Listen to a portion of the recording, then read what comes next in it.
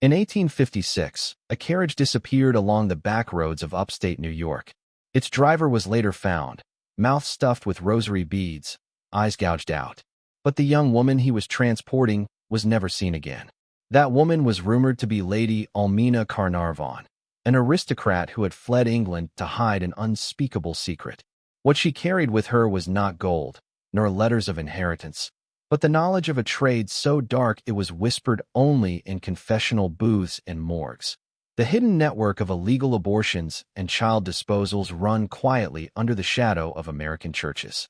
And when she vanished, she left behind not only a trail of lovers, but a ledger of names, wealthy men, respected priests, influential doctors, all of whom would burn their reputations to ash if her secrets were ever revealed.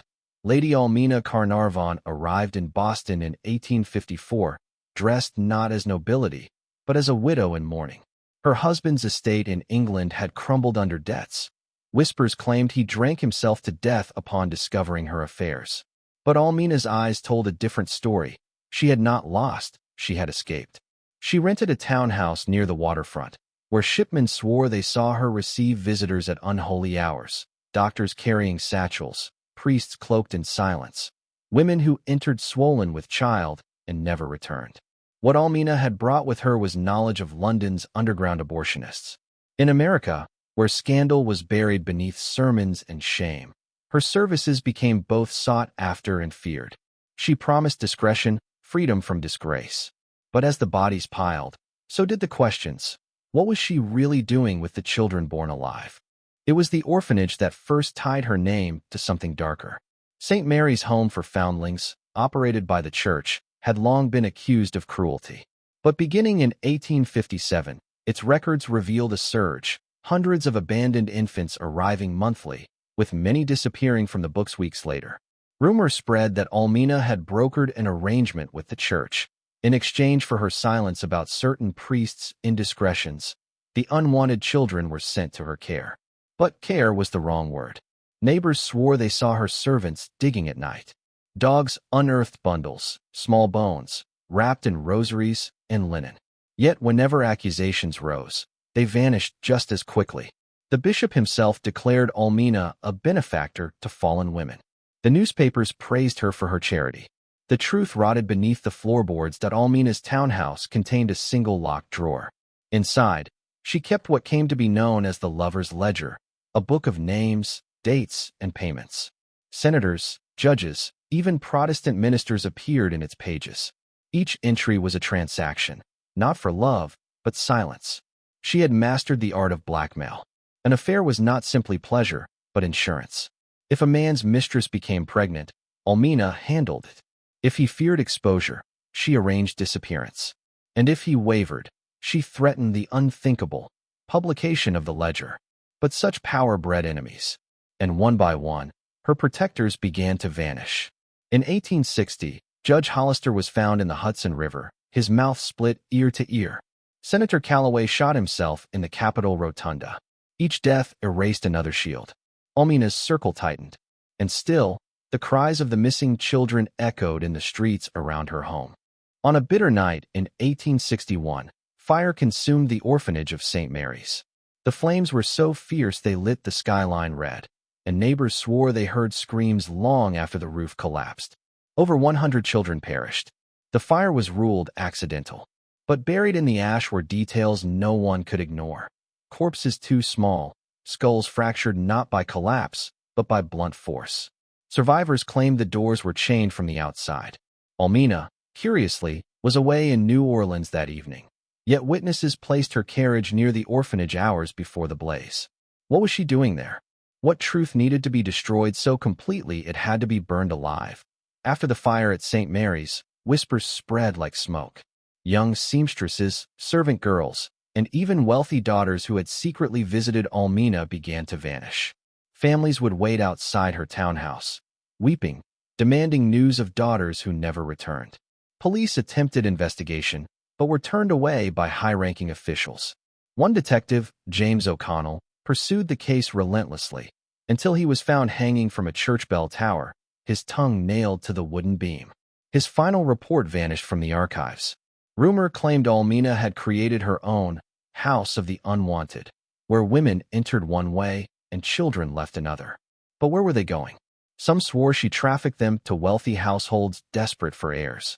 Others whispered darker fates, experiments, rituals, sacrifices. All anyone knew for certain was this: if Almina touched your life, you were never the same. By 1865, Almina was seen less as a woman and more as an untouchable force. Priests defended her, declaring her a handmaiden of mercy. She was granted seats of honor in Mass, praised as one who saved women from sin. But privately, letters from the Vatican revealed growing concern. Almina's influence was spreading beyond control. She knew too much. She had documented names of priests who had fathered children and entrusted them to her care. The church was caught in its own trap. To denounce her meant exposure. To silence her risked scandal greater than any Rome could contain. So they did what institutions always do when threatened. They rewrote the story. Suddenly, Almina was not an aristocrat nor a blackmailer, but a saint. She was painted into portraits, written into sermons. Her crimes became her miracles, and the bodies continued to disappear. The Civil War gave Almina cover. With thousands of dead and orphaned, who would notice a few hundred more missing children? Orphanages overflowed, streets ran red, and her services became more necessary than ever. Army officers whispered of battlefield comfort houses, where women like Almina ensured soldiers' indiscretions disappeared. Hospital surgeons, already desensitized to gore, worked alongside her in exchange for silence about their own sins. But war also brought scrutiny. A Union nurse named Clara Weston discovered Almina's ledgers while tending to the wounded. She attempted to expose her, writing articles for abolitionist newspapers. Weeks later, her body was dredged from the Potomac, throat slit, papers gone.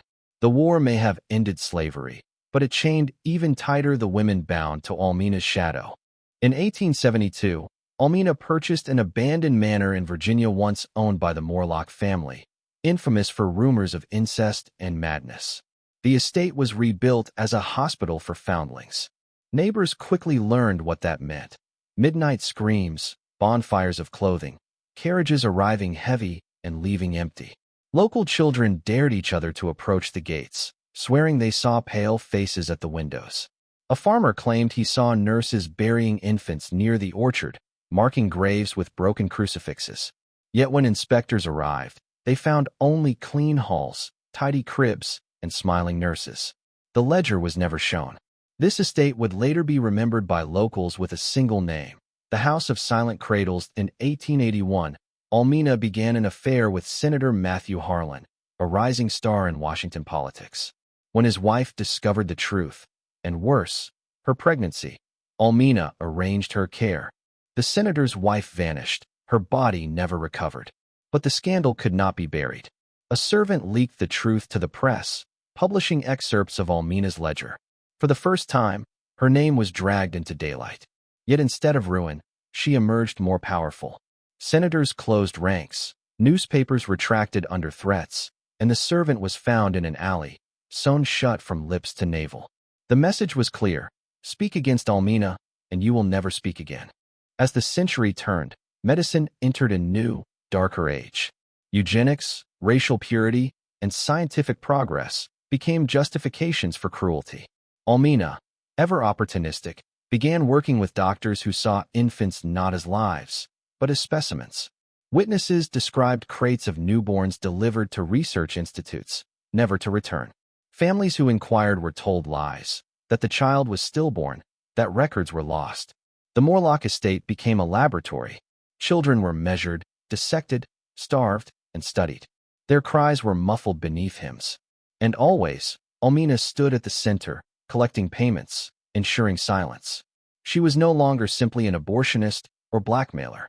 She was the gatekeeper of a machine that consumed the most vulnerable for the ambitions of the powerful. By 1890, the towns surrounding the Morlock estate whispered of hauntings. Lanterns swayed where no wind blew. The orchard stank of iron, even when fruit was fresh. Dogs refused to approach. Children claimed to hear babies crying under the soil. Men working the fields uncovered bones too small for animals. Yet whenever unearthed, priests rushed to rebury them, declaring them holy relics. Locals began to believe the land itself had turned against them. Crops failed, storms tore through the valley, livestock miscarried. And still, the orphanage stood, its windows glowing each night like eyes watching the town. To speak of it invited disaster. To ignore it invited madness. In 1899, Almina abruptly abandoned the estate and returned to Boston, older but no less dangerous. She purchased a new townhouse, immediately resuming her midnight charities. But Boston had changed.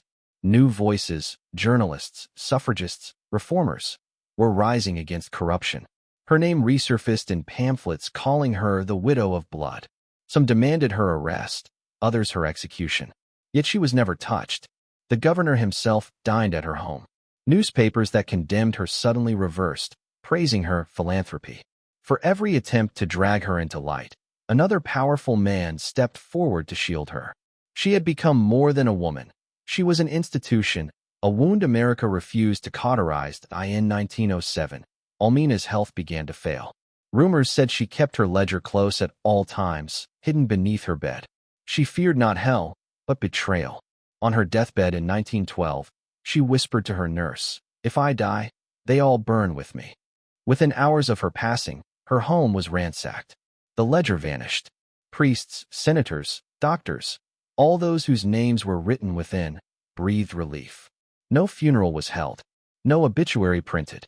She simply dissolved into absence, her body buried in an unmarked grave outside Boston. But the children remained. Their bones, their cries, their absence, lingering proof that silence cannot erase the dead.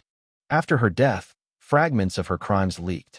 A nurse's diary, a half-burned parish record, letters smuggled from Rome. Reformers tried to reopen investigations into the orphanages, the estates, the missing women. Each effort collapsed. Witnesses vanished, papers disappeared, fires consumed courthouses. Entire archives of 19th-century Boston were lost to accidents. It was as if history itself was conspiring to forget her. But forgetting is not forgiving. The silence of institutions is never empty. It hums with guilt. It thrums with fear. And beneath it all, the memory of Lady Almina Carnarvon beats like a second heart. Historians who study her case describe not only records, but sensations, nausea, dread, nightmares.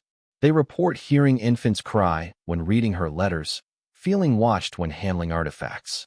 Some refuse to continue, calling her legacy toxic knowledge. Others insist the horror is not supernatural, but psychological. The weight of realizing how much suffering can be hidden beneath the veneer of charity. Yet every attempt to bury her story reopens the wound. She lingers not as ghost, but as truth unspoken. Lady Almina was more than a criminal. She was a symbol of how institutions, church, state, medicine, collude to hide their rot. She thrived because silence was profitable, because shame kept victims quiet, because power feeds on secrecy. Her story is not an isolated atrocity. It is a mirror.